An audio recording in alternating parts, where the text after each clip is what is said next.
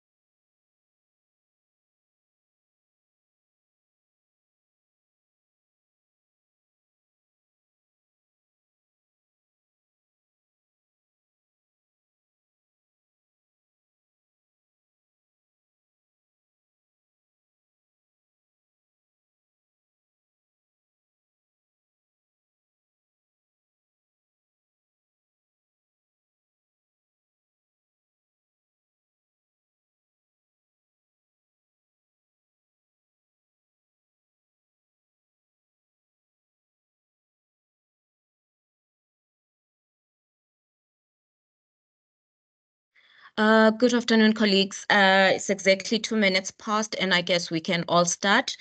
And welcome to today's webinar. We are so privileged to have with us Mr. Tim Köhler, who is a junior research fellow at the Development Policy Research Unit and a PhD candidate at the School of Economics at the University of Cape Town.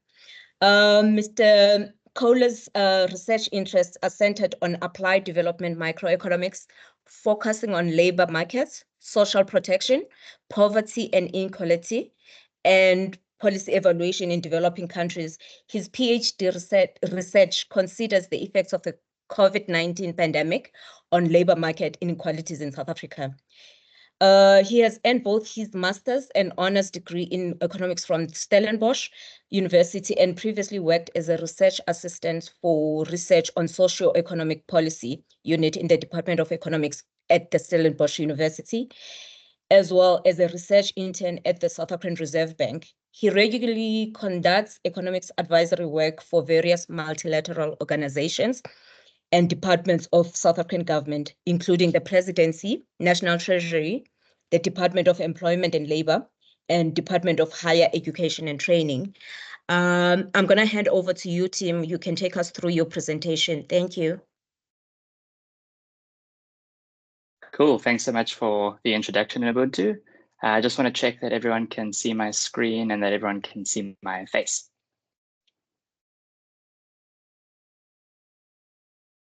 I'm going to take the silence as a yes. Hopefully, yes, it doesn't mean we can no. see. That's great. Cool. Just to save bandwidth, I'm going to turn off my video. Hope that's all right with everyone.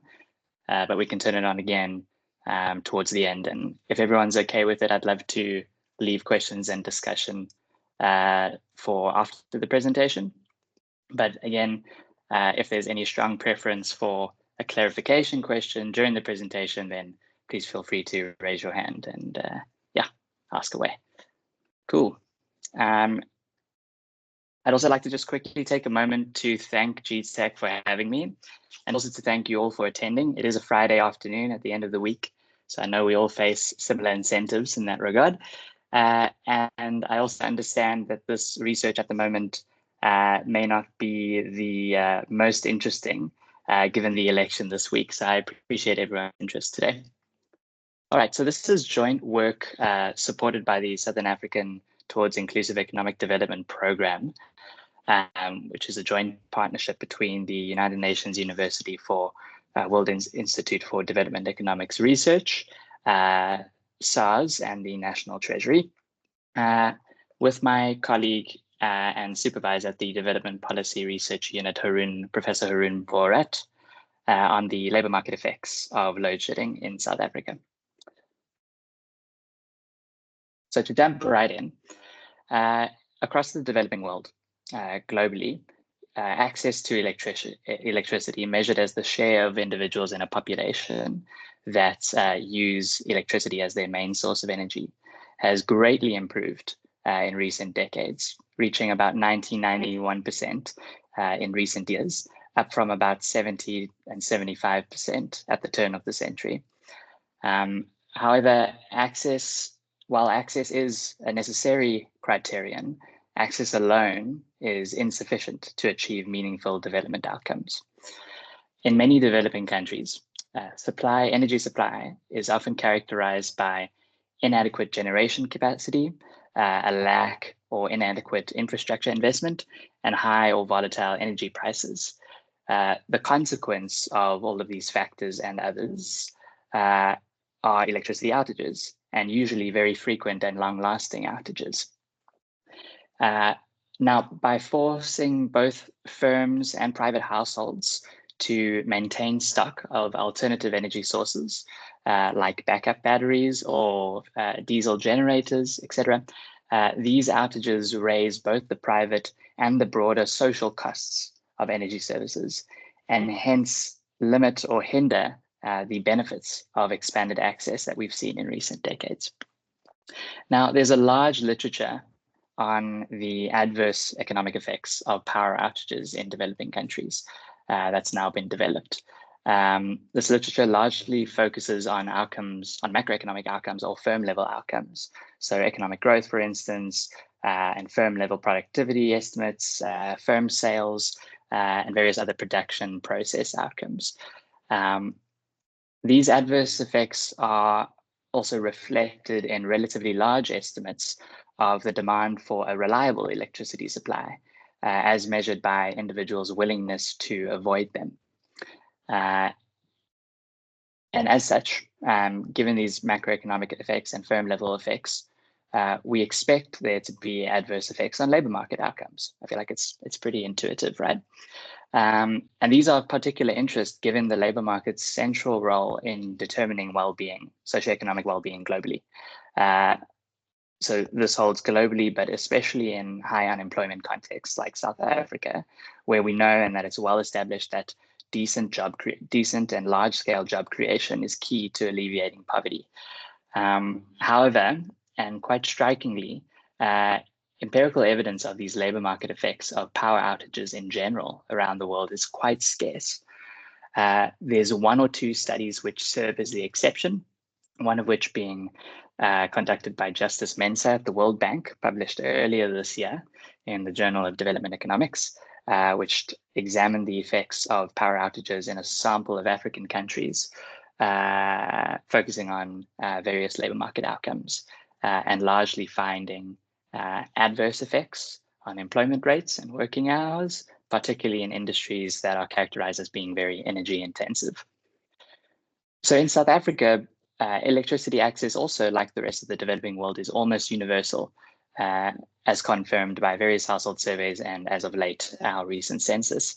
But as we all know, our energy system is characterized by frequent and severe outages, referred to as load shedding, since the end of 2007, so for now over 15 years. There are quite a few studies which estimate and find negative effects of load shedding on output or change in output, economic growth, conducted throughout the last decade. So these negative effects are expected to translate into significant labor market effects, given output employment elasticities and whatnot. However, again, in line with the global pattern, there's a striking absence of such evidence in South Africa. There are a number of remarks that have been made over the last few months or years by several government officials or other stakeholders in the private sector who have claimed a particular number of jobs that have been lost due to load shedding. But the empirical analysis behind these statements are very unclear and very difficult to actually find online. So what we do is we merge labor force survey microdata along with high frequency electricity supply data privately provided by Eskom for the last 15 years to try and provide a sort of baseline set of the first estimates of the labor market effects of load shedding. We focus on 4 outcomes. That's employment, and then on the intensive margin amongst the employed, that is, working hours, real hourly wages, and then real monthly earnings to account for variation in working hours. We examine effects on average, but we also examine various sources of variation or heterogeneity. Firstly, by load shedding intensity. So we estimate effects for load shedding on average, but also look at how they vary across different load shedding stages, for instance. And then for both of these sources of variation, we consider how labor market effects vary by the sizes of a firm that individuals work for, as well as their main industry of employment. So to provide a quick overview of load shedding in the country, as I previously stated, it's been in place since the end of 2007, so 15 years now. And it's a tool on the demand side, again, to reduce demand to meet a constrained supply, and is a necessary tool to prevent the grid from collapsing, as has been well established now. Now, load shedding isn't necessarily a South African term, it's an internationally recognized engineering term that distinguishes these types of outages from blackouts. While load shedding is scheduled and rotational in nature and in place for a predetermined amount of time and is limited to specific geographic areas, blackouts, on the other hand, are not scheduled. They're unexpected, unplanned. They're large scale in terms of geographic reach, and they're unpredictable in nature. So it's important to keep in mind that the outages that we experience here in South Africa and in a few other countries around the world are rotational and scheduled in nature, as opposed to blackouts, which other developing countries largely experience. Now, load shedding, as has been well established, is primarily caused by unplanned maintenance or breakdowns at Eskom's fleet. And this itself is largely due to a combination of poor long-term planning, a lack of or an adequate amount of financial resources, issues with state capture, corruption, and aging coal-fired power stations, 80% of which have passed their midlife cycle as of last year. As we all know, in recent years, both the frequency and severity or intensity of these outages have increased. For example, in the beginning of load shedding at the end of 2007, 2008, when about 85% of Eskom's generation capacity was available to produce electricity, just over 170 megawatts of demand went unmet or was shed on average in the average day in that year. Fast forward 15 years to 2023, when just about half of Eskom's generation capacity was available. This increased to over 4,000 megawatts shed in the average day, making it the worst year on record, with load shedding being in place for nearly 290 complete days, where complete days here is simply defined as the number of hours load shedding has been in place in a year divided by 24. It's very clear that load shedding is due to constraints on the supply side in terms of energy supply rather than changes in energy demand. So this figure here just shows a time series of daily fluctuations in both measures of electricity supply and demand in South Africa over the last 6 or so years. The red line is supply, the black line is demand. And this is taken from the high frequency electricity data that Eskom supplied for us for this study. It's very clear that there's a downward trend in supply over the last few years, which is a continuation of trends in years prior. Over this period, if I have my pointer here, I hope everyone can see my mouse, supply decreased by over 25% over this period, from about 39,000 megawatts in 2017 to under 30,000 by 2023. Now, changes in demand, I should mention that these lines here are daily fluctuations in demand, and these solid lines over are just smooth trends. The fluctuating lines represent variation within a year, representing higher demand or supply within a year across cooler and warmer months. And then the dashed lines account for such seasonality over time. But it's very clear that supply is reduced by about 25%. Demand has remained relatively constant at just over 30,000 megawatts over the same period.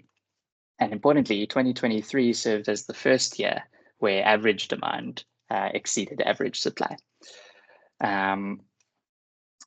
In 2008, like I mentioned before, which isn't shown in this figure, only about 170 megawatts of electricity were unmet or shed in the average day. And again, between 2009 and 2012 inclusive, we had no load shedding in place. Load shedding was reintroduced in 2013 and increased to about 500 megawatts then. And while it remained in place during the pandemic, it was marginally less severe than it has been in 2022 or 2023, at less than 500 megawatts shed in the average day. Like I said, in recent years, we've had the worst load shedding to date, as has been well established. In the average day in 2022, over 1,600 megawatts were shed. In 2023, that more than doubled to over 4,000 megawatts shed in the average day. So that represents over just under 25 times more energy shed relative to when load shedding began in 2008. This left panel here, I should have mentioned this before, my apologies. This left panel here represents the calculated difference in electricity supply and demand over the last 6 or 7 years. Over the period, in the average day, we primarily have a surplus where electricity supply exceeds demand. And it's very clear that over time, the magnitude of that surplus has reduced. And in recent periods, the system has been characterized by severe persisting energy shortages. Another way to consider or to view the growing frequency and intensity of load shedding over time is to consider the distribution of daily electricity shortages in the country by year. So this figure plots kernel density estimates, basically a way of plotting smooth distributions of this variable over time from 2016 through to 2023. And it's very clear that we observe this rightward shift. So what that means is that basically while a surplus of electricity was evident for most of the period, as indicated by a negative shortage, over time, there's a clear rightward shift in the distribution, especially here in 2022 and most recently in 2023, which again is indicative of both more frequent and more severe load shedding over the period. So there are quite a few studies which consider the macroeconomic consequences of load shedding, most of which focus on output or GDP. About 2 or 3 years ago, Kay Walsh and her co-authors estimated that load shedding cost the economy approximately 43 billion Rand in 2022 rands from when it began at the end of 2007 through to just before the pandemic, which is equivalent in magnitude to the impact of the global financial crisis of 2008 or 9. In a more recent study conducted by Walsh and her co-authors, they examined the cost of load shedding for the period 2020 to 2022 alone, and found that the magnitude of that cost increased by more than 5-fold to over 220 billion. Again, that's just for 2020 and 2020 through to 2022 alone. I'm not sure if there are estimates in rands for 2023, but one could probably impute it from other studies here. The South African Reserve Bank in 2023 estimated that load shedding has reduced GDP by 2 percentage points, GDP growth in particular by 2 percentage points. And quite a few studies have estimated that these output effects tend to be negative but stronger for energy intensive industries like manufacturing or construction. Now, despite differences in both data sources and adopted methods and the sizes of the effects, there is a broad consensus across the local literature that load shedding has negative effects on GDP. And given these negative effects on GDP and the relationship between GDP and employment or the labor market more broadly, these effects imply that load shedding intuitively has negative effects, negative labor market effects.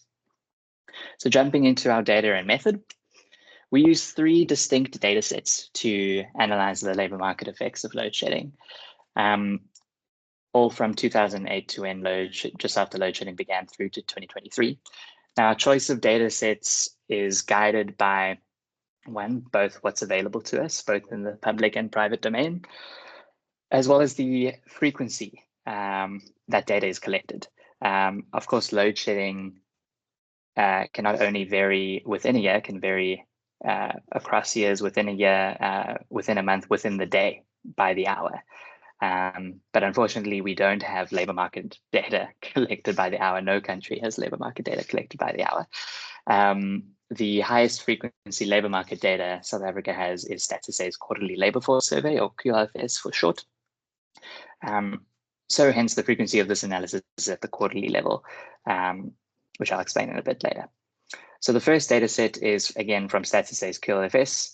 For those who are unfamiliar, this is South Africa's official source of labor market statistics. It's a individual level sample-based and nationally representative household survey of all households in the country, where labor market data is collected for individuals who are aged at least 15 years old. And it includes a wide range of data on demographic variables like age, sex, education, geographic area of residence, and others, as well as a wide array of labor market data, including employment status, industry or occupation, working hours, etc. We also merged in some QLFS data on wages that is not available in the public domain, but has been provided to us by StatsSA for another project we're working on. Now, importantly, I won't go into this in detail, but I'm happy to discuss it later if anyone's interested. Else in the paper, we discuss this data in detail. But the wage or earnings data in the QLFS has been subject to quite a bit of scrutiny over the last few years for various reasons that have basically made labor market researchers quite wary of using the earnings data in the QLFS to make inferences about wage dynamics in the country. However, the underlying raw data, which again is not available in the public domain, but has been made available to us, has been shown to produce very reliable estimates. So we make use of this data and merge it in with the QLFS data here, so we can also examine the effects of load shedding, again, on hourly wages and also on monthly earnings.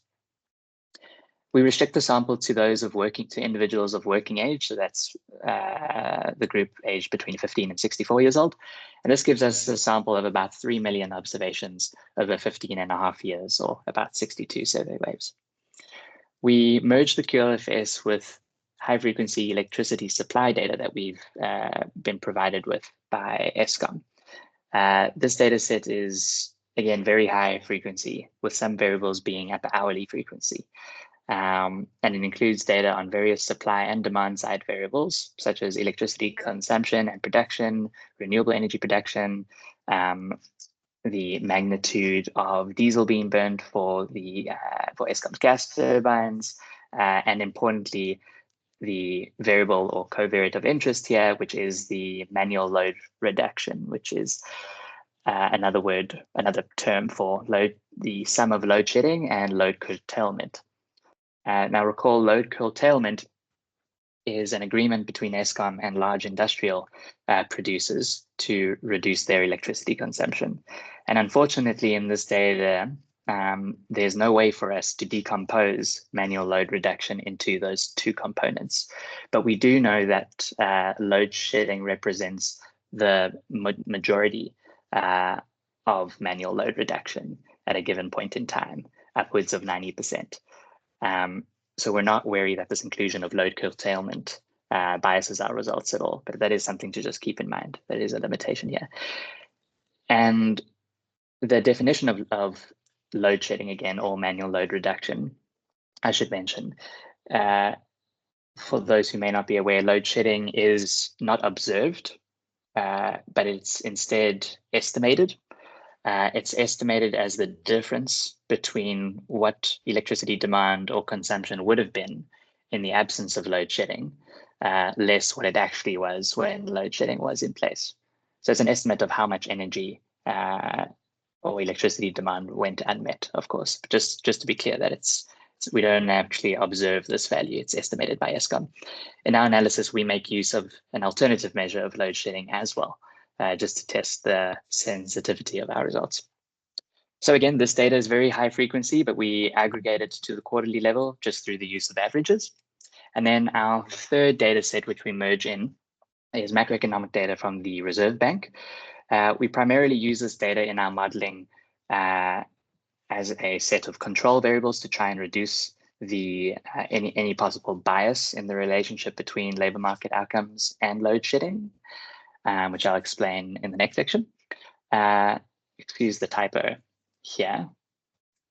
I promise it's just real GDP, not real GDP. Not sure what that means, but we include three specific macroeconomic variables of interest. It's real GDP, 2015 rands, it's the interest or repo rate, and then it's the real effective exchange rate. We chose these three variables based on recommendations on the macroeconomic determinants of labor market outcomes in the long term, which are pre-specified in the relevant empirical literature. I've included a few studies here for those interested.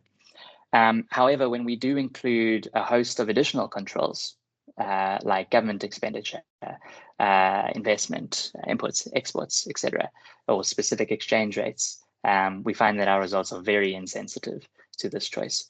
So we adopt a more parsimonious approach and stick to just these three variables of interest as recommended by the literature. All our estimates are weighted using the survey weights and the QLFS, and we adjust our standard errors appropriately for the QLFS's complex survey design. Now, I recognize that there may be varying expertise in the audience here today. I'm not too sure how many of those are familiar with econometrics or not. So to ensure that I don't, especially given that it's a Friday, just to ensure that I don't, that I can retain everyone's attention, I'm going to be very brief in our modeling approach, but hopefully I'll be clear. Again, I'm very happy to discuss details later if anyone's interested. But in brief, how we estimate these labor market effects is that we rely on temporal variation in load shedding prevalence and intensity. So that is differences in both the onset and offset of load shedding over time, as well as how much load shedding there is over time as measured in megawatts of electricity demand unmet. We know that when we compare labor market outcomes in a given across the period with periods of load shedding versus no load shedding, we know the simple bivariate relationship will be biased, given that load shedding is by definition endogenous. And what I mean by that is that it's not randomly distributed over time. We know that load shedding is itself determined by other factors happening at Eskom and in the broader economy at large, and hence any relationship we estimate, at least in observational data, with load shedding and a labor market outcome, does not mean that it's a causal relationship. It's just a correlation. So what we do is we adopt a multivariate linear modeling framework to try and control for a host of other factors that are also changing over time, to try and minimize the extent of that bias. But despite this, we are still quite agnostic that we've removed all possible bias here.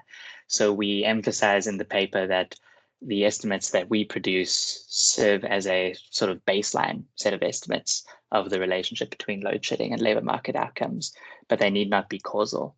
And I'll chat about it a bit more later, but we have some ongoing work which tries to adopt a quasi-experimental method to try and get at a causal effect.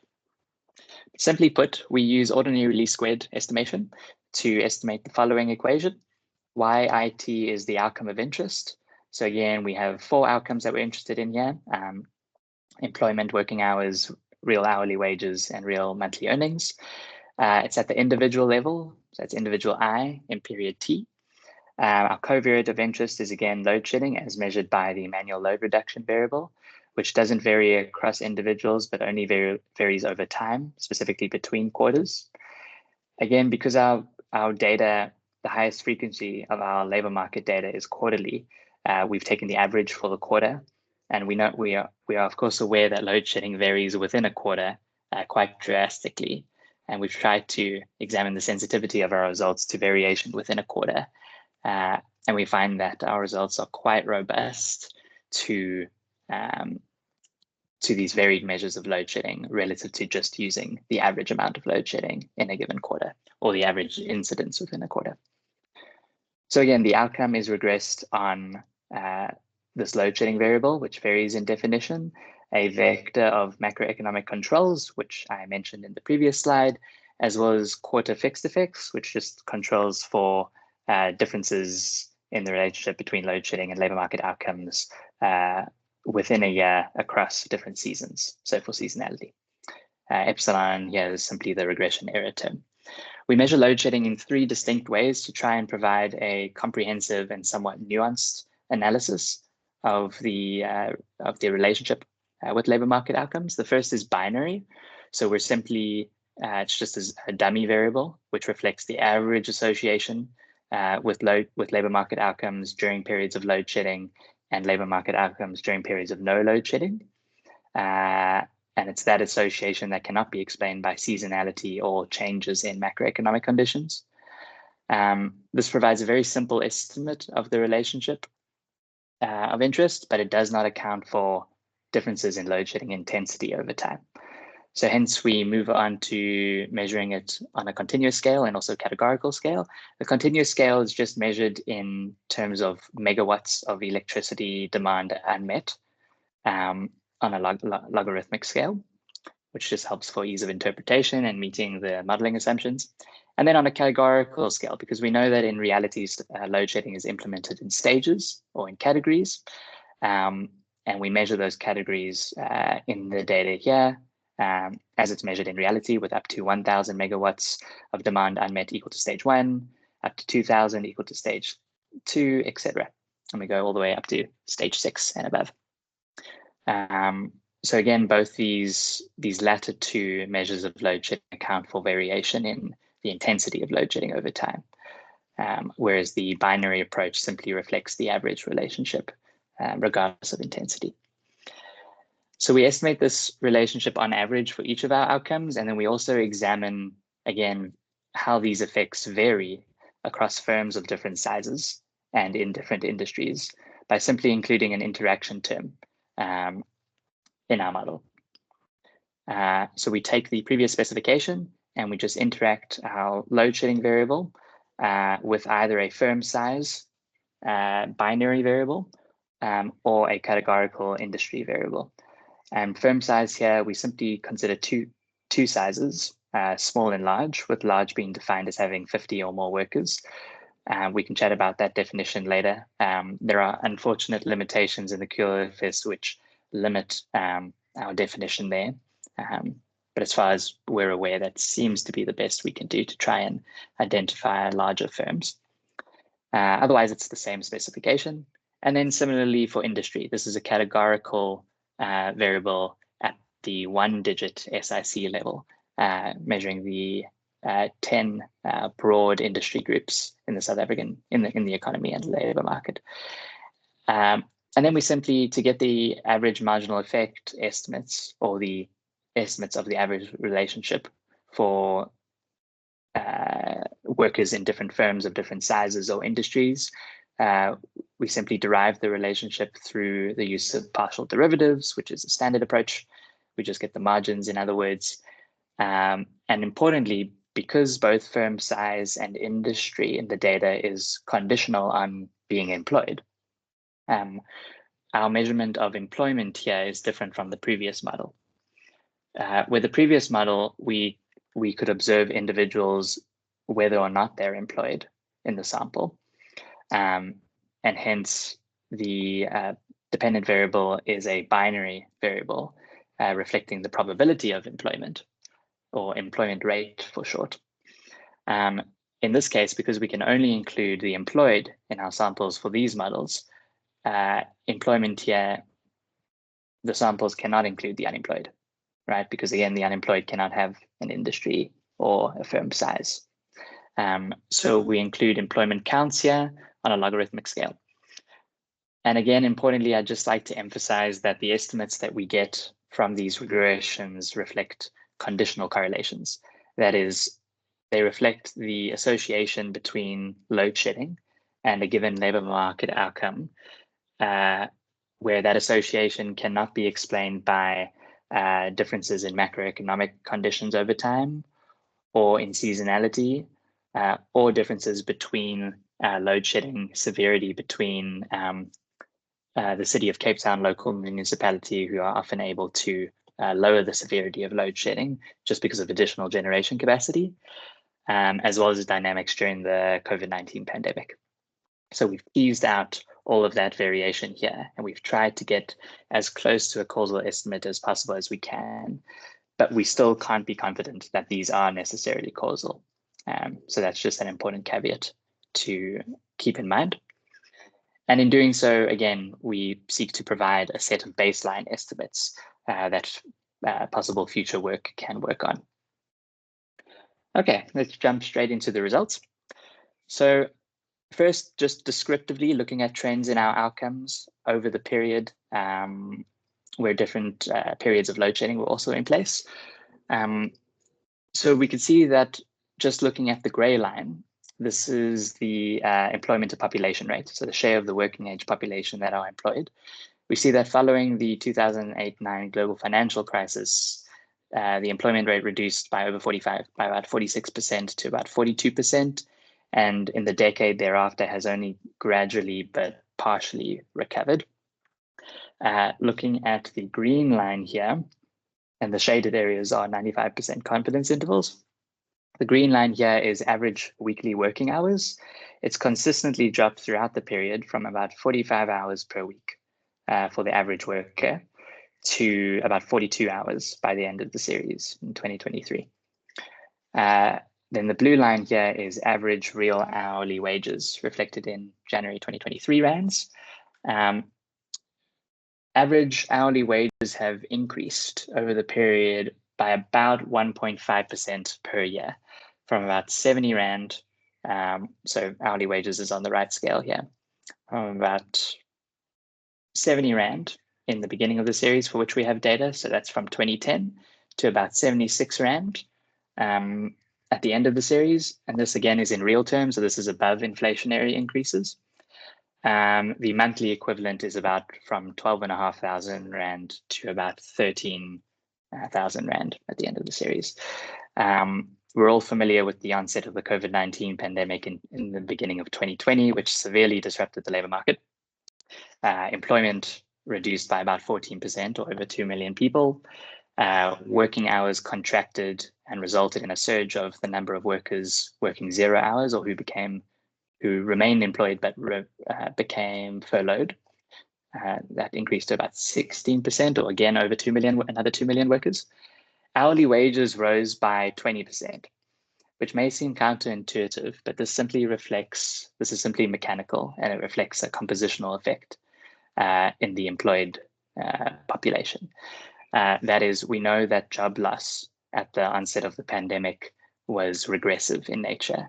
Lower wage workers were up to 3 times more likely than their higher wage counterparts to lose their jobs, and hence dropped out of the wage distribution entirely, which mechanically pushes up wages. So this doesn't reflect an improvement in the labor market, of course. It's just a mechanical increase.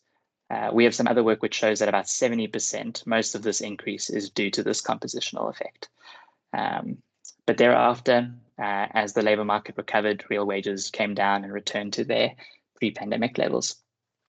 We adopt a few approaches in our analysis to try and control for these dynamics during the pandemic year to ensure that they don't confound our results. Okay. This figure here just shows binned scatter plots of our measure of load shedding. So that's manual load reduction on the bottom axis, and our 4 labor market outcomes of interest in South Africa. And we can see, again, because we're relying on variation over time, these are bivariate relationships, which can simply and do at least partially reflect the changes in a given outcome and load shedding over time. So for instance, we know that over time, working hours has reduced. And at the same time, load shedding has increased.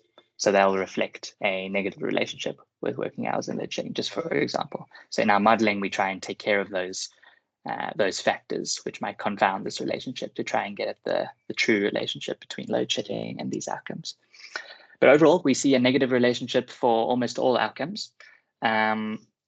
Just looking at employment here, about 1,000 megawatts of load shedding, so that's equivalent to one additional stage, is associated with about a 0.5 percentage point lower employment rate. With working hours, that same amount of load shedding is associated with about 0.25 fewer weekly working hours, which is about 15 minutes per week or approximately 1 hour per month. With real monthly earnings, we also get a significant relationship here where about 1,000 megawatts of load shedding is associated with about 60 Rand lower real monthly earnings in real terms. So those intensive margin effects, working hours and monthly earnings are lower than what we see at the extensive margin employment or jobs. You'll notice that we observe a positive slope between load shedding and real hourly wages. However, the slope is not statistically significant from zero, which basically means that although it's positive here, we don't find any evidence of any relationship between load shedding and hourly wages. And that suggests that this negative relationship we find with monthly earnings and load shedding is driven by not changes in workers' wages, but instead changes in their working hours. They're working few hours, so they're getting paid less at the end of the month, in other words. This positive slope here for our wages might also potentially reflect a compositional effect. If lower wage workers are more likely to lose their jobs due to load shedding, they would drop out of the distribution and average hourly wages would mechanically rise, similar to what happened during the COVID-19 pandemic. All right, so jumping into our modeling results, which I'll be quite brief. We observe a statistically significant and negative and relatively large employment effect of load shedding. For instance, focusing on the estimate here in column 2, we find that load shedding with the binary measure of load shedding, this suggests that load shedding is associated with a 1.1 percentage point lower probability of employment on average. So those are periods of load shedding relative to periods of no load shedding. And this difference here cannot be explained by differences by seasonality or differences in macroeconomic conditions over time. We again estimate a negative relationship when we use a continuous measure of load shedding, which is interpreted differently because it's again measured differently and it's on a logarithmic scale. And very interestingly, when we consider differences in load shedding effects on employment across different load shedding stages, we don't find any evidence of any association for low levels of load shedding. So that's stage 1 and stage 2 here. You can see they're missing the stars or the asterisks. That means we don't estimate a statistically significant relationship. So these are equivalent to 0. However, from stage 3 onwards, we do estimate a significant and negative relationship. And not only that, but one that grows with growing load shedding intensity from about 0.8 percentage point decline in employment rates to about 1.4 to 1.6 percentage point decline. And stage 6 associated with a 2.4 percentage point lower employment rate on average. This is more than double the average association that we see here. And the stage 6 estimate is about triple the size of the stage 3 estimate. So these results imply that the labor market, at least on the extensive margin with respect to jobs, appears largely insensitive to low levels of load shedding, but high levels are particularly costly. Now, looking at outcomes amongst those who remain employed, that is on the intensive margin, we again estimate negative and significant associations between load shedding and working hours, which are again not evident for lower levels of load shedding, but become significant and increase in size for higher levels of load shedding. This estimate here, for instance, suggests that load shedding is associated with 1.3% fewer weekly working hours, which is equivalent to about 2 hours per month, I believe. Yeah, I won't get into the detail of interpreting the rest of the magnitudes, but what I wanted to mention is that while these estimates here are negative and significant, they are slightly lower in magnitude compared to the previous employment estimates. So recall this employment estimate here of 1.1 percentage points is equivalent to about 2.6%, right? Just translating the percentage point to a percent. And this is only about 1.3%. So a marginal difference, but still meaningful and statistically significant difference. So again, negative working hour effects, similar pattern to employment, but a bit smaller in magnitude. Now jumping to real hourly wages, we largely don't find any evidence of any relationship with load shedding. This is again analogous to what I pointed out with those scatter plots before. But again, here with either the binary or continuous measure, we don't estimate a significant relationship at all. And then for most load shedding stages, we don't find a significant relationship at all, with the exception of stage 5, where we do find a negative and statistically significant effect here, or association rather. Now, in contrast to hourly wages, we do estimate, again, negative effects on monthly earnings. So looking in column 2 here, we find that load shedding is associated with 1.7% lower real monthly earnings on average. Similarly, we find a negative effect using the continuous measure. And again, we find variation across load shedding stages with significant and negative effects specifically for stage 3 and stage 5, but no evidence of any effects for stage 1 or 2 or stage 4. However, the stage 4 estimate here is larger in magnitude, but just has an inflated standard error. So the estimate might just not be precisely estimated, and that's why perhaps why we're not picking up a significant effect. Now, because we're picking up a significant and negative effect on working hours, but not on hourly wages, this suggests that these negative effects on monthly earnings are explained by working hour reductions and not hourly wage reductions. So again, we see that amongst workers who remain employed, load shedding tends to reduce how much they earn at the end of the month, not because they're being paid less per hour, but because they're working fewer hours. I hope that's clear. So looking at our heterogeneity analysis, we find significant sources of variation across workers working in differently sized firms or industries. We've just presented the results in a coefficient plot here, just for brevity. I won't be able to go through all of the estimates here, but what I would just like to focus on is for large firms, which include the set of estimates in the left side of each of these panels. Just looking at the black coefficients here, which is that binary measure of load shedding, we find negative estimates on all labor market outcomes for large firms. So that's here for employment, here for working hours, here for real hourly wages, and here for real monthly earnings. And these are all statistically significant by at least the 5% level. Those largely hold across different levels of load shedding. For small firms, however, the equivalent estimate would be, again, the black coefficient here on the right side of each panel. While most of our estimates are negative, only one is statistically significant, and that's this one here for working hours. So what that suggests is that while large firms appear vulnerable to all labor market outcomes with respect to load shedding, small firms appear particularly vulnerable for working hours, but not other outcomes. So that suggests that for workers in large firms, their outcomes tend to be adjusted across the board, but small firms may favor cuts to working hours rather than introducing layoffs. And importantly, that finding is not unique to South Africa, but has been found with respect to power outages of different kinds in other developing countries in the world.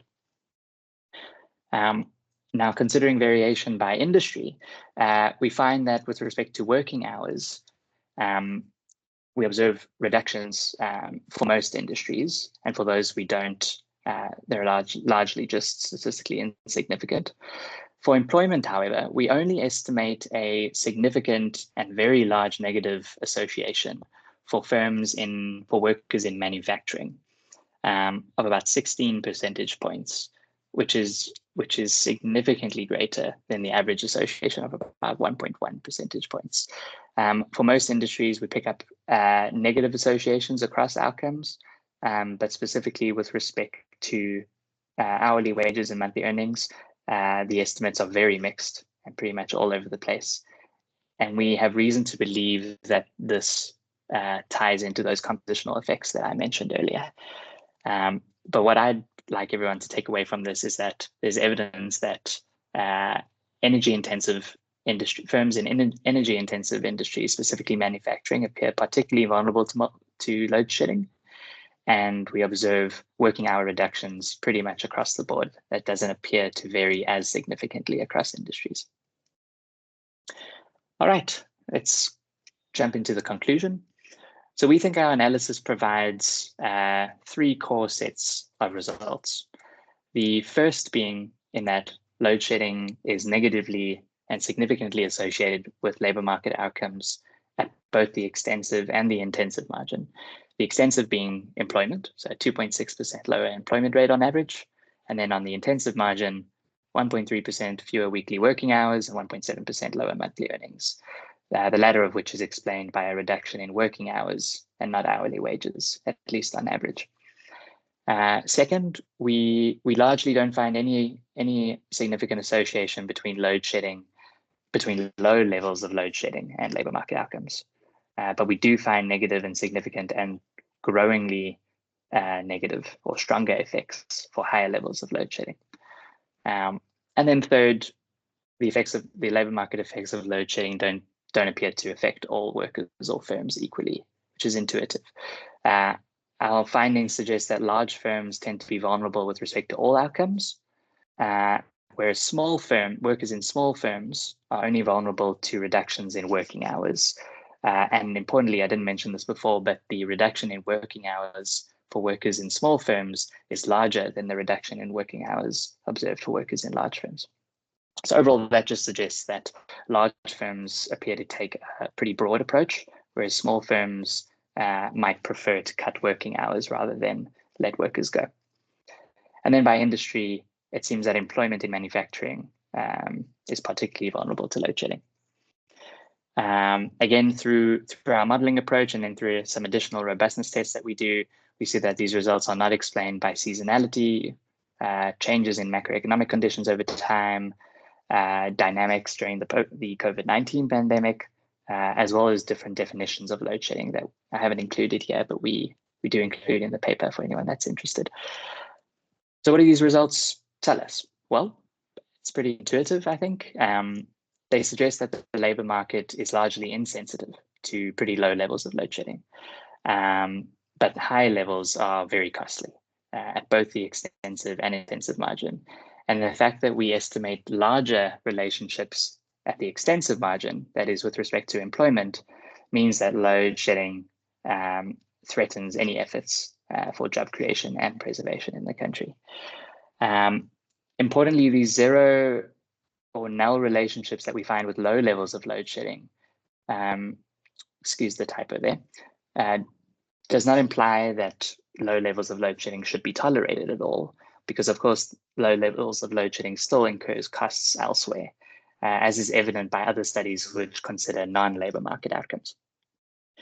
In terms of policy implications, we think one is particularly obvious.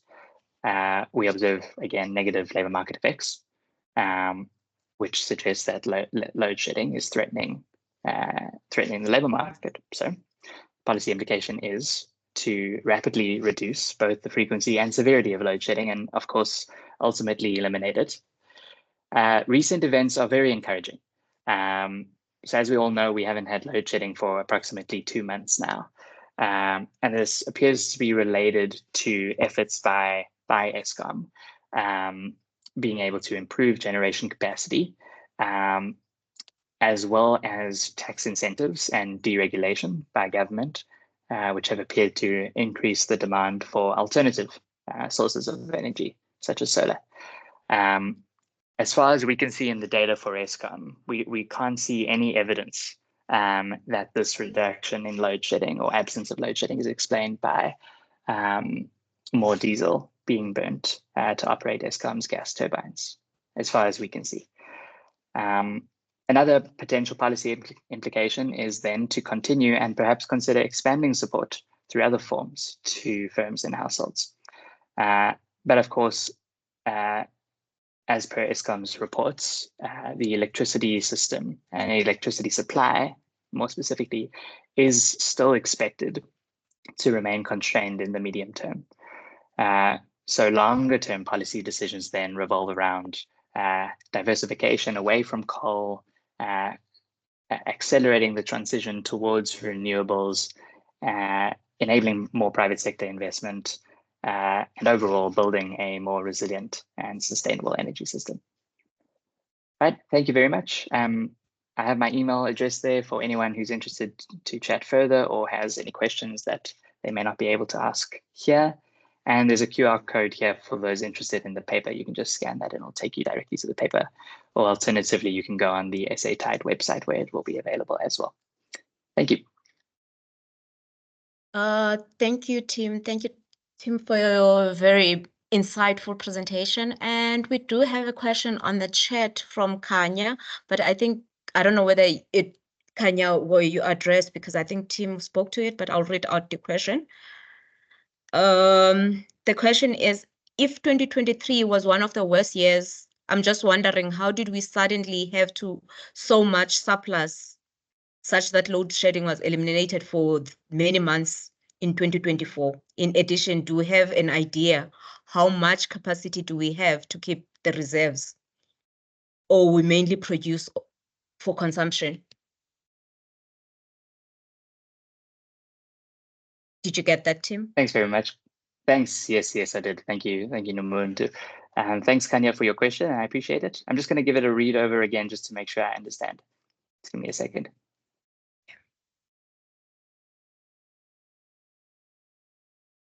Okay.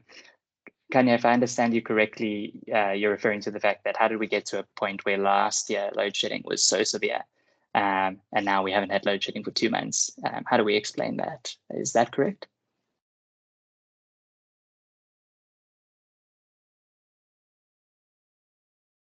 Yes. Not sure. That's great. Cool. Thanks. Yeah, hopefully I explained that in my closing slide, but it seems to be the case that through a change in governance, of course, at Eskom, as well as a combination of deregulation and various incentives introduced by government to improve demand for alternative sources of energy, that has reduced demand for energy from Eskom, which has allowed for additional space for the team to conduct maintenance and improve the operation of their existing fleet. So as far as we can see, the improved load shedding case, so to speak, appears to be genuine. In the data doesn't give us any reason to believe, for instance, that it's electioneering. I can't be sure, obviously, that's a very controversial thing. But just looking at the data, we have no reason to believe that. So it does look like a genuine improvement, but I'd prefer not to elaborate further on that because I could be wrong, I'm not sure. I hope that answers your question.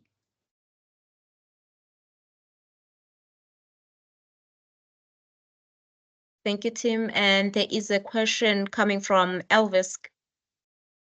There's a hand from Elvis. Elvis, you can go through it. Thanks, Noud. Thank you so much, Tim, for your insightful presentation. It's quite thrilling. I've just, I think, about 2 or 3 questions just to pause for insight rather. The inclusion, well, the decision rule behind the inclusion of those macroeconomic variables you mentioned, particularly my focus is on the real effective exchange rate. If we borrow from literature, I think we would agree that that variable is particularly more relevant to those firms that are operating within the tradable sector. For example, like, your mining that are, subject to international price setting where they are just price takers, the agricultural industry and so forth, as compared to those that are like within the domestic non-tradable sector. So in your estimation, has that been adjusted for? That's the first question. Then the second question in terms of reporting of the results, which is the OLS estimates. I just want to find out if this is the pooled OLS, and the reporting has actually been, that choice has also been informed by following that procedure for testing the, the most appropriate method, by checking first whether the pooled OLS is relevant relative to other measures like the random effects and the fixed effects, where you can also check their suitability using the Lagrangian multiplier and relevant test. Then the last question relates to the definition of the sizes of the firms. So I think you would understand that the classification of the firm sizes is either micro, small, or medium, as per the National Enterprises Development Act from the Department of Small Business and Enterprises. The ranges or the thresholds is 0 to 10, that's micro, 11 to 50, that's small, then 51 to 250, that's medium. So just to understand the criteria you made, or the decision rule you had behind classifying the firms as small or large, I think those are the key questions that I do have. Thank you so much. Cool. Thanks, Elvis, for your engagement. I appreciate it. Yeah. So first, on your first question regarding the real effective exchange rate as a control, if I understand correctly, yes, yeah, we did control for the real effective exchange rate. We tested the sensitivity of our estimates to a varied choice of controls, especially with respect to exchange rates. We found that our estimates were very insensitive, regardless of what we chose. We chose the RIA just because we thought it was more all-encompassing than a particular rand to a particular currency exchange rate. I could, of course, be wrong, and I'm more than open to chat about what you or others might think is more appropriate.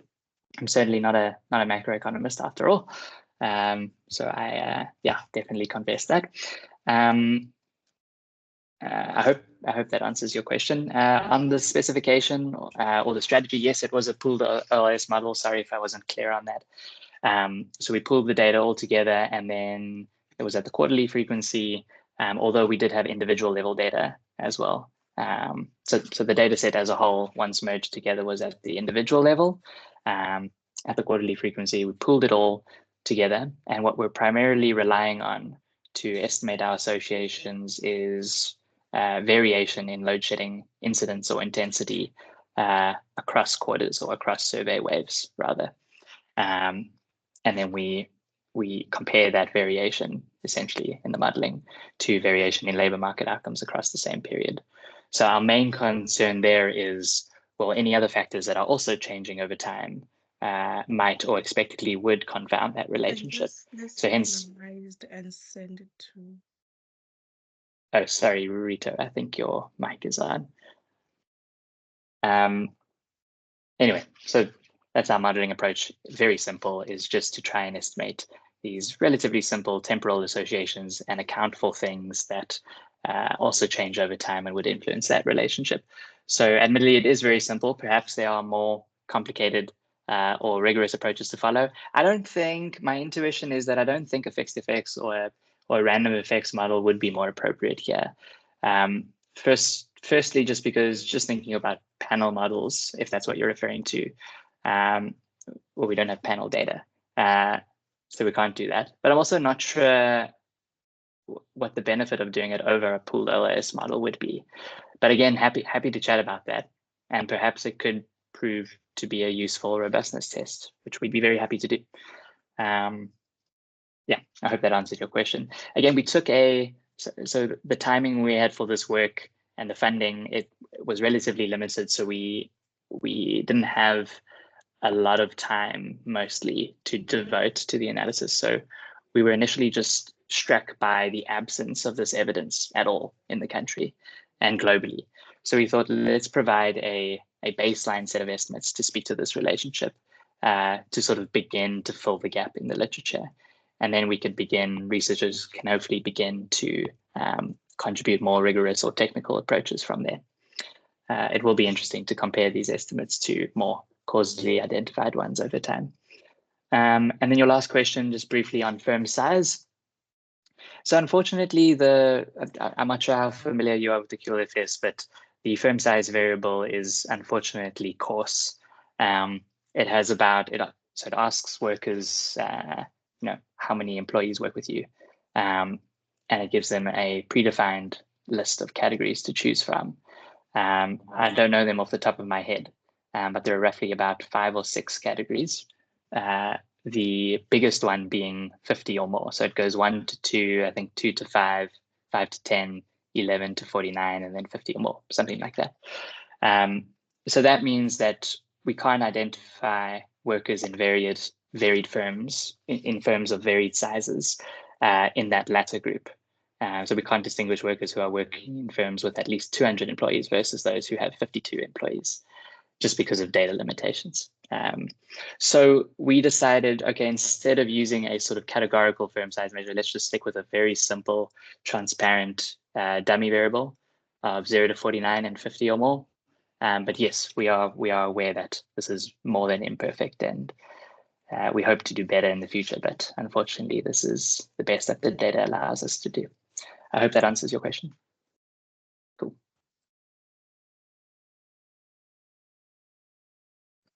Thank you, Tim. I hope, Elvis, you are answered.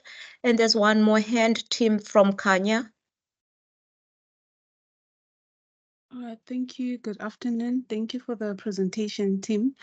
From my side, what I'd like to check, I'm not sure if the study has also considered checking the productivity of office-based employees. This may be posing it as a challenge to HR as well.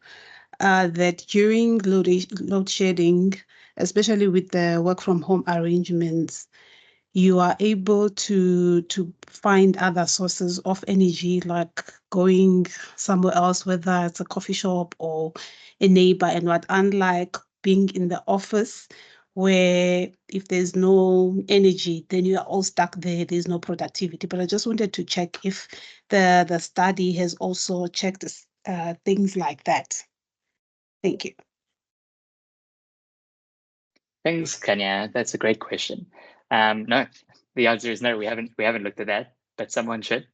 Maybe we will in future work. The difficulty there is data limitations again. So as far as I know, there's no item in the QLFS that asks about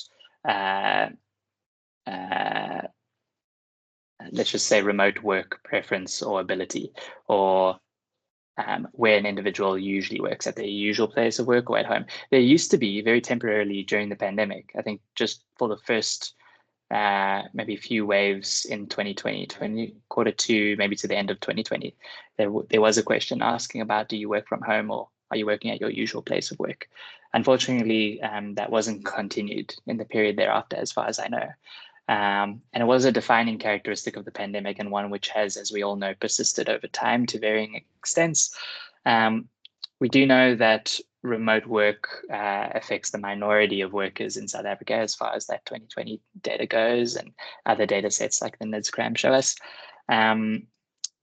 But it would certainly be an interesting source of variation to consider. I would expect those who are able to work remotely or at a coffee shop or obtain mitigating technologies to mitigate against the effect of load shedding, like backup batteries or inverters, etc., to be less affected. But there's no way, as far as I know, in the QLFS to identify that, unless we make some explicit assumptions about what types of workers are more likely than others to be covered by those sorts of, I don't know, outcomes. Yeah. But maybe if you have another idea or other ideas, I'd be happy to chat further. I hope that answers your question.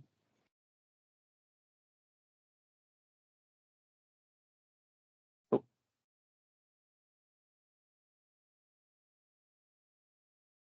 Thanks, Kanya. I think she sent an emoji, she's covered. And thanks, Elvis. If there are there any other questions on the floor for team?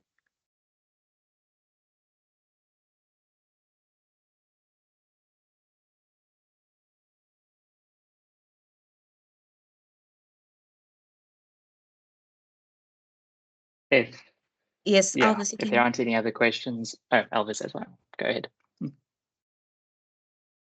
Yes, thanks, Note. Sorry, it's not a question as such, but it's just an engagement on, some peculiarities that are around the wage earnings data from States SA.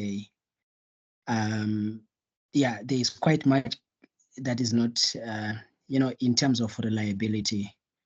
I think, Tim, the issues around that. So I'm just interested, probably, if you might share some insights in terms of the most topical ones, how probably you adjusted for such such inconsistencies, particularly at those maybe for the models that you estimated the real monthly earnings. What exactly you did to account for such the most commonly known shortcomings for such data. Thanks.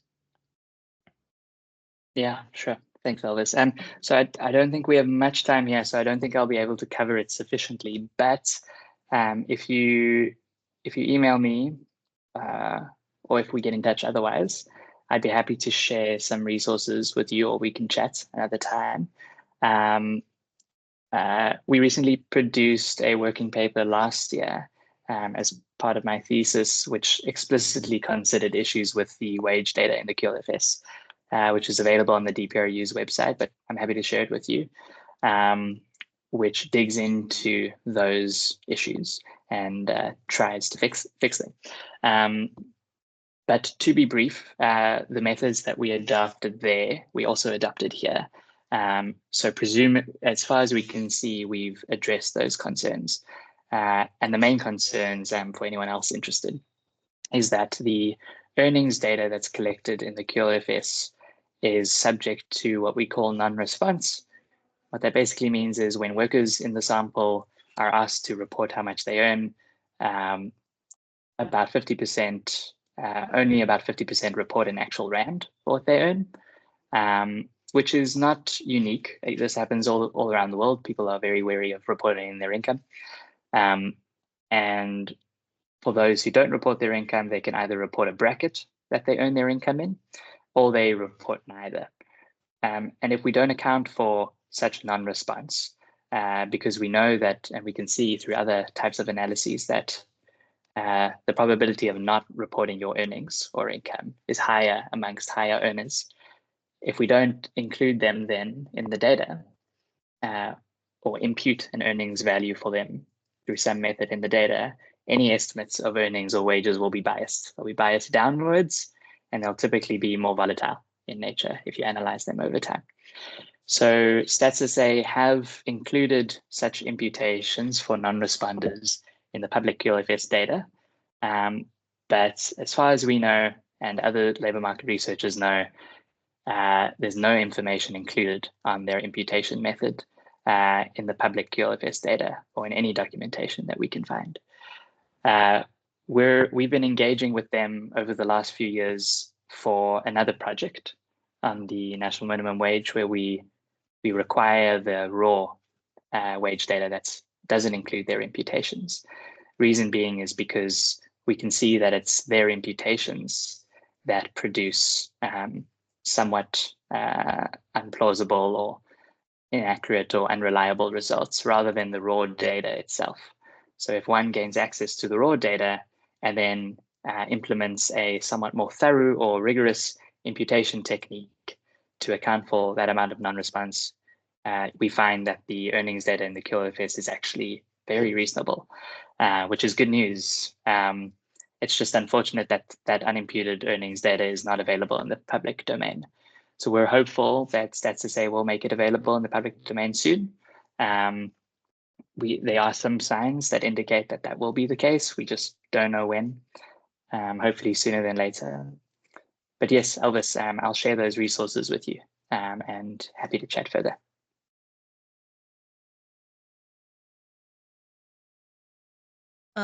Thank you, Tim. If there are no more questions, I would like to thank Tim for such an engaging session and insightful presentation. Thank you.